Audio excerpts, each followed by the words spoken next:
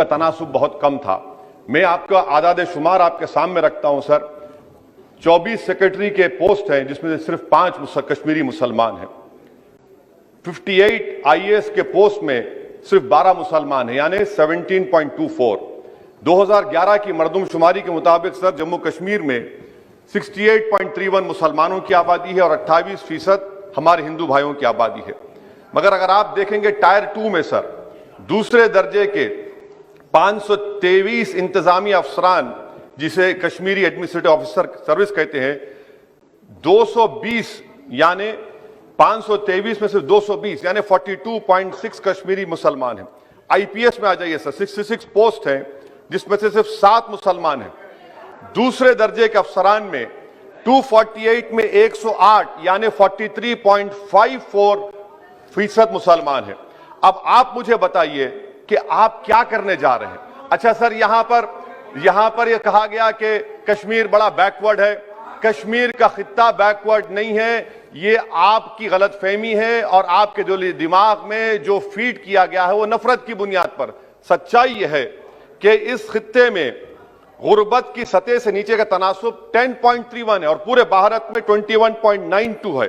मैं आपसे पूछना चाहता हूं, और ये 2G से 4G करके आपने एहसान नहीं किया, अमेरिका के दबाव में आपने किया। ब्रैड शर्मन से भारत के सफीर ने मिला, अमेरिका ने स्टेटमेंट दिया और आपने 2 दिन में 4G को बहाल कर दिया। आप इस मसले को इंटरनेशनलाइज कर रहे हैं, ये गलत है और इससे कश्मीरी अवाम का डिसएम्पावरमेंट होगा, एलिनेशन बढ़ेगा। शुक्रिया सर। और ओवैसी साहब इसका हिंदू मुस्लिम में विभाजन कर दें।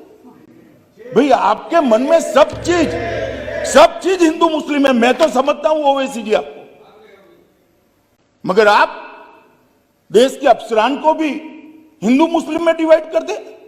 क्या कंसेप्ट है आपका? एक हिंदू अफसर मुस्लिम जनता की सेवा नहीं कर सकता, एक मुस्लिम अफसर हिंदू जनता की सेवा नहीं कर सकता। किस प्रकार के देश में हम आगे बढ़ने जा रहे हैं? अफसरों की संख्या हिंदू मुस्लिम में बांटेंगे और अपने आप को सेक्युलर कहते हैं। काय का सेक्युलरिज्म? हिंदू मुस्लिम में अफसरों की संख्या बांटेंगे।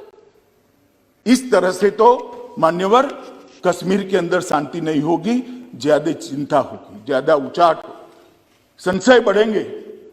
मेरा सभी से निवेदन है कि इस तरह से नहीं करना चाहिए।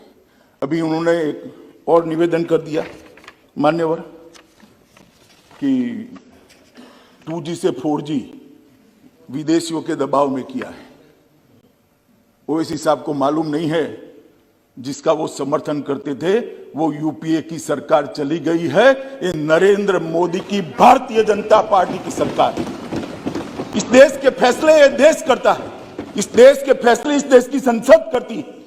कोई हम पर दबाव नहीं कर सकता और हमने उसको इसलिए रिस्ट्रिक्ट किया था मान्यवर कि कुछ समझने के लिए समय चाहिए था। अफवाहें न फैलाई जाए इसके लिए एक समय चाहिए था। और आप हमें पूछ रहे हो भाई अधीर रंजन जी 2G और 4G, आपने तो मोबाइल ही बंद कर दिए थे और 20 साल तक बंद कर दिए थे। वाजपेयी जी की सरकार ने आकर 2G 4G छोड़ो, मोबाइल सर्विस ही बंद कर दी थी।